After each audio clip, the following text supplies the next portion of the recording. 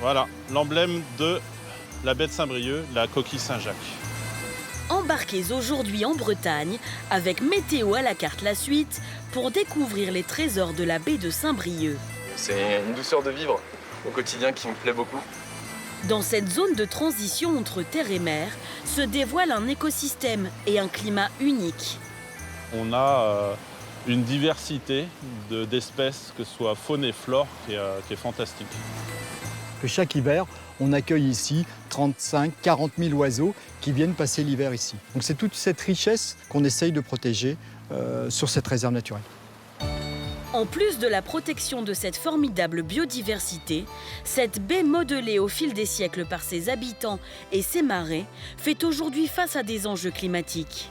On sait que le changement climatique va conduire à un rehaussement du niveau de la mer et le niveau de protection sera suffisant ou non pour les décennies futures, ça c'est un questionnement. Cap sur les Côtes d'Armor pour rencontrer les défenseurs d'un patrimoine naturel à couper le souffle. C'est une très bonne journée, soleil, la mer s'est bien tassée, la houle notamment, ce qui n'était pas le cas les derniers jours, donc là ça fait du bien, ça fait plaisir. C'est quand même des super beaux paysages à ne pas manquer.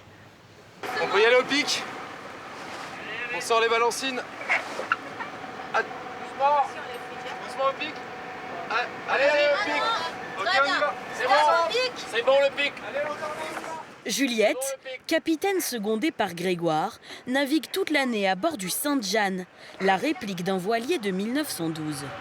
C'est un bateau, un sloop burner donc, qui transportait du fret, c'est-à-dire qui emmenait différentes denrées d'un point A à un point B. Donc, notamment dans le coin, dans la baie de Saint-Brieuc, ça pouvait être du grès rose, du charbon, des patates. Voilà. Le tout était d'avoir un chargement suffisant pour tenir la mer. Donc aujourd'hui, c'est plus qu'il ne fait. Maintenant, on n'emporte plus des patates, mais des passagers, pour leur faire découvrir ce que c'est que ce mode de transport, cette façon de faire de la voile qui se fait plus beaucoup aujourd'hui. Tout est à la force des bras et on a besoin des gens en fait pour avancer. Donc on ne peut pas se permettre de sortir qu'à deux. Ils le faisaient à l'époque, mais entre-temps ils ont inventé les syndicats. Donc maintenant on est obligé de partir à plusieurs. Heureusement qu'il y a les bénévoles pour nous aider. Ça crée forcément de la cohésion d'équipe parce qu'on ne peut pas faire les choses tout seul. Une expérience unique pour les touristes novices, aussi invités à participer aux manœuvres. Tu tires un petit peu sur ta barre? Vas-y. C'est bon. Ouais, vas-y un peu. Ok, super. Alors là, tu peux relâcher un petit peu la barre. Voilà, super. Il y a une sensibilisation derrière sur le fait que on peut peut-être aujourd'hui penser à des mobilités plus douces et ça passe aussi sur l'eau. De toute façon, on ne peut pas aller plus vite. Donc en fait, il faut ça laisse le temps de penser, ça laisse le temps de cogiter un peu sur plein de choses. Donc, et avec ces paysages-là, c'est quand même très très inspirant, je trouve. Question d'immensité et d'horizon. La baie de Saint-Brieuc est connue pour ses grandes amplitudes de marée. La partie du littoral submergée 2 fois par jour se nomme l'estran, le repère des passionnés de pêche à pied, comme Jean. On va trouver une vie très très riche sur l'estran. Il y a une telle biodiversité.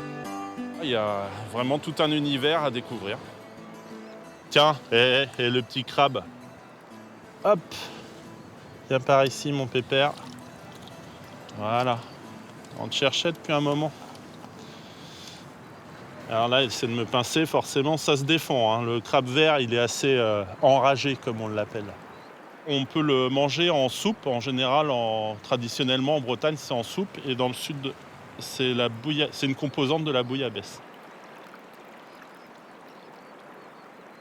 Avant, c'était une nécessité, la pêche à pied. À une certaine époque, quand il y avait moins d'argent en Bretagne, les gens se tournaient vers la mer. C'était vraiment quelque chose de nécessaire, un complément alimentaire. Au fil du temps, c'est devenu un loisir. Cette passion, Jean en a fait son métier. Depuis 1 an, il a quitté le bâtiment pour proposer des sorties d'initiation à la pratique de la pêche à pied, dans le respect de cet incroyable écosystème. Alors ici, on a un endroit de rocher tapissé d'huîtres. Et puis si on regarde bien, on ne trouve pas seulement des huîtres. On a aussi des bigorneaux. C'est des espèces très communes en baie de Saint-Brieuc. On peut les pêcher toute l'année. Équipé d'un coupe-vent et de bottes, ce natif de la baie passe ses journées sur l'estran, où les rayons du soleil se feraient toujours un chemin entre nuages et averses bretonnes. C'est une passion qui s'est cultivée au fil du temps et que j'ai pratiquée avec mes parents. Donc c'est finalement un peu ancestral et mes grands-parents avec mes parents, puis ça se transmet quelque part, hein. J'y trouve quelque chose de ressourçant à pêcher à pied. En fait, on est au contact de la nature. On s'émerveille en fait même de chaque petite bête qu'on trouve dans chaque flaque d'eau, quoi. Et alors, c'est-à-dire que c'est un endroit qui est un peu magique quelque part, quoi.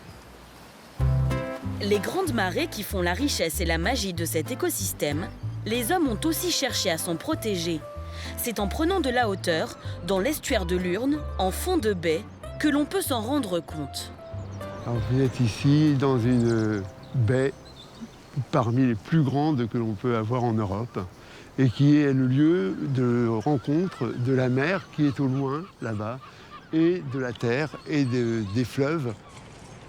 En s'installant au fil des siècles, les habitants ont construit des digues pour éviter la submersion de leurs terres. Quand il y a conjonction entre les marées hautes et des fortes pluies amenant de forts débits dans les cours d'eau, on est face à un risque de débordement et d'inondation.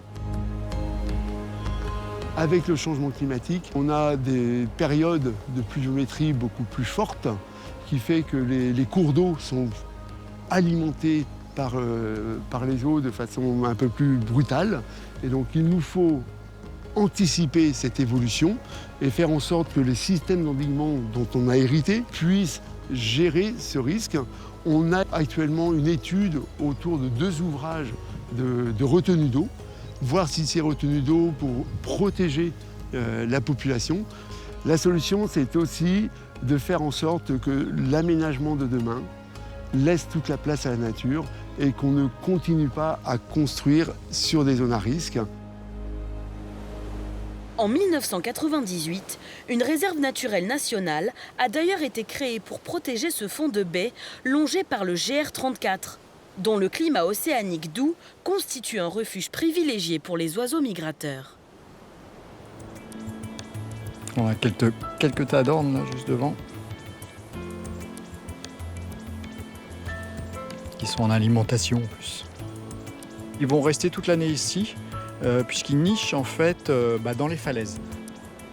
Sur toute l'année, on va avoir 200 à 300 espèces différentes qui vont fréquenter le site. Conservateur de la réserve depuis 24 ans, Alain effectue des comptages tous les 15 jours pour recenser ces différentes espèces et étudier leur évolution au fil des années. C'est des milieux qui produisent énormément de matière organique. Ici, ça produit plus de matière organique qu'une forêt équatoriale. Donc cette richesse, c'est une source d'alimentation pour les oiseaux. Et donc les oiseaux, en particulier l'hiver ou comme maintenant en période de migration, s'arrêtent ici pour s'alimenter, pour se reposer.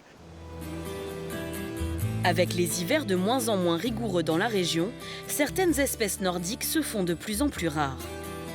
Le changement climatique va surtout modifier les migrations, les dates d'arrivée, les dates de départ qui se décalent en fonction des années et du climat, de la météo. C'est des animaux qui sont extraordinaires dans leur capacité à traverser la planète, quoi. Donc c'est vraiment des migrateurs au long cours et ça c'est extraordinaire.